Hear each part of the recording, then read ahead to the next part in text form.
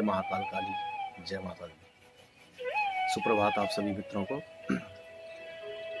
दोस्तों, फेसबुक और व्हाट्सएप के माध्यम से काफ़ी प्रश्न पूछे जाते हैं और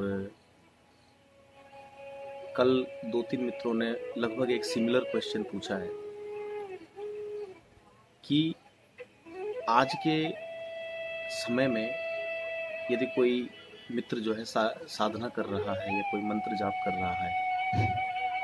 तो उसे जो है अपने रोज़मर्रा के कामों के लिए इधर उधर भी जाना पड़ता है, ऑफिस जाना पड़ता है, कार्य क्षेत्र में जाना पड़ता है, दुकान में जाना पड़ता है। तो ऐसी स्थिति में क्योंकि साधना का जो संकल्प होता है और साधना के जो नियम है, जो शास्त्र सम्मत नियम है, उसमें ये कहा गया है कि जब आप किसी मंत्र जाप में प्रारंभ करते हो तो जब तक वो पूरा ना हो जाए तब तक आपको जो है एक ही जगह पर जो है निवास करना चाहिए, एक ही जगह पर ठहरना चाहिए, अपने घर के अंदर या मंदिर में या नदी किनारे, जहाँ भी आप कर रहे हैं। लेकिन आज ऐसा संभव नहीं है क्योंकि जो हमारी बेसिक नीड्स हैं, जो आवश्यक लायबिलिटीज़ हैं, वो पूरी तो करनी पड़ती हैं। तो ऐसे केस में यदि हम कोई साधना कर रहे हैं तो उसमें कोई दोष या कोई परेशानी तो नहीं आएगी या आती है, ऐसा प्रश्न 2-3 मित्रों ने पूछा था। दोस्तों देखिए, ये बात सच है कि जो साधना के जो शास्त्र सम्मत नियम है, जो तंत्र सम्मत नियम है, वो यही कहते हैं कि जब आप किसी साधना हेतु संकल्प लेते हैं तो उस संकल्प की जब तक पूर्ति ना हो जाए, जब तक आप पूरा संकल्प जो है पूरा ना कर दें, तब तक आपको जो है कुछ विशेष नियमों का पालन करना पड़ता है। जैसे भूमि पे शयन करना पड़ता है, एक ही स्थान पर रहना पड़ता है, इधर उधर लोगों के बीच पब्लिक प्लेसेस में नहीं जाना होता है। क्योंकि इसका कारण ये है दोस्तों, जब हम किसी शक्ति का आह्वान करते हैं या मंत्र जाप करते हैं तो उसके साथ साथ जो है नकारात्मक शक्तियाँ हमें डिस्टर्ब करने के लिए, और एक साधक के जीवन में जो है जिन लोगों से वो मिलता है, जहाँ वो जाता है, जैसे वो दृश्य देखता है, इसका बड़ा इम्पैक्ट हमारे मन पर पड़ता है, जिसके कारण से उचाट मन हो जाता है और साधना में पूरी तरह से सफलता जो है संदिग्ध हो जाती है।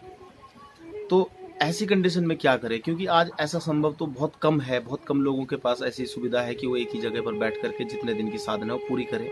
और अधिकतर साधनाएं तो 11 दिन, 21 दिन, 40 दिन तक की भी होती है,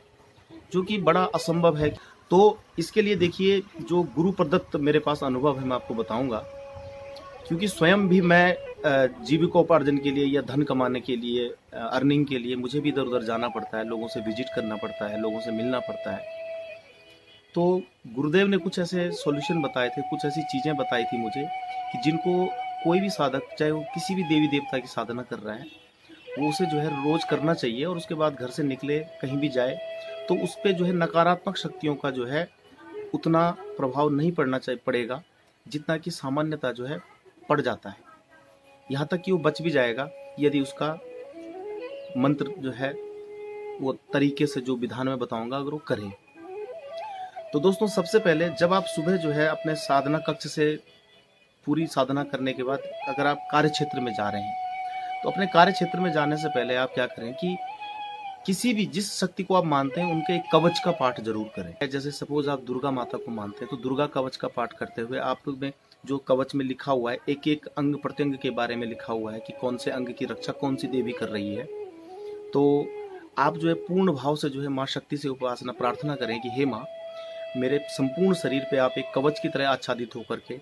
आप मेरी हर जगह रक्षा करना। जिस माहौल में मैं जा रहा हूँ, जहाँ मैं जा रहा हूँ, अनेक प्रकार के लोग होंगे, अनेक प्रकार की दृष्टियाँ होंगी, तो मेरी जो है आप रक्षा करना, मेरी बुद्धि निर्मल रखना, मेरे मन में मलिनता मत लाना। तो ये आप जो है कवच का पाठ करके जो है आप घर से निकलें। और उसके बाद जो है दिन भर आप अपने कार्य क्षेत्र में रहने के बाद जब शाम को आप फिर घर आएँ और फिर आप अपनी साधना को कंटिन्यू करने से पहले गणेश इत्यादि देवताओं का आह्वान करके पंचदेव जो पूजन का विधान है वो करने के बाद आप कम से कम जो है 1 माला, वैसे तो गुरुदेव ने कहा है कि 3 माला, नहीं तो 1 माला कम से कम गायत्री मंत्र का जरूर जो है आप जाप करें। पूर्ण संकल्प के साथ प्रार्थना करें माँ गायत्री से कि हे माँ, आज दिन भर जहाँ कहीं भी गया, जो भी मेरे साथ आज दिन भर घटित हुआ, उसके कारण यदि मेरे मन में, मेरी बुद्धि में, मेरे शरीर में, मेरे ओरा में यदि कोई नेगेटिविटी या कोई दोष है तो आप जो है उसको जो है दूर करें। क्योंकि गायत्री माता को जो है दोस्तों, नकारात्मक ऊर्जा के समन के लिए सर्वश्रेष्ठ माना गया है। तो अपनी साधना प्रारंभ करने से पहले आप 1 माला, 3 माला, जितने आपकी श्रद्धा हो, आप गायत्री मंत्र का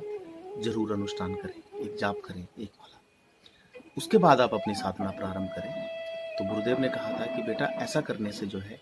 जो नकारात्मकता हमें चारों ओर से जो है घेरने का प्रयास करती है, या जो हमारे साथ कुछ दुष्ट शक्तियां भी जो चाहती हैं कि हम इसको परेशान करें, डिस्ट्रैक्ट करें इसको इसके मार्ग से,